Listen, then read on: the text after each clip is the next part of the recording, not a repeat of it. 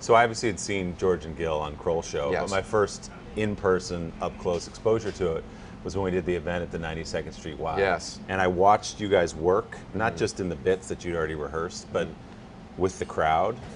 And I saw how packed that place was and how it was reacting to it. I think for me, that was the minute I realized, like, this is going to be something that grows from here. Yeah, well, I want to thank you for that night, because that really became the impetus for us to do the Broadway show. We had used to do those characters when we started in New York. 10 years ago we've been doing it, but like a little alt comedy space in the East Village, and then did it on Kroll show.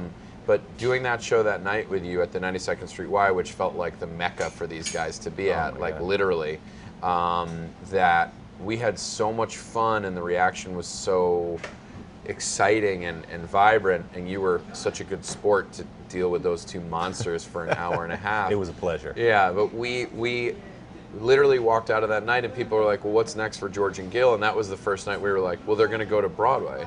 And it was both a complete joke and simultaneously dead serious. It was like, yeah, I think like this was like 1,000 people, an hour and a half, almost entirely improvised, dealing with a titan of the news business. Thanks for dropping that in.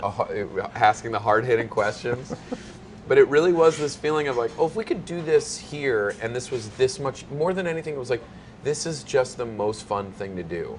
And I think both John and I were all of a sudden like, well, what would be more fun than doing George and Gil and doing a Broadway show? Hello, Today fans. Thanks for checking out our YouTube channel. Subscribe by clicking that button down there and click on any of the videos over here to watch the latest interviews, show highlights, and digital exclusives.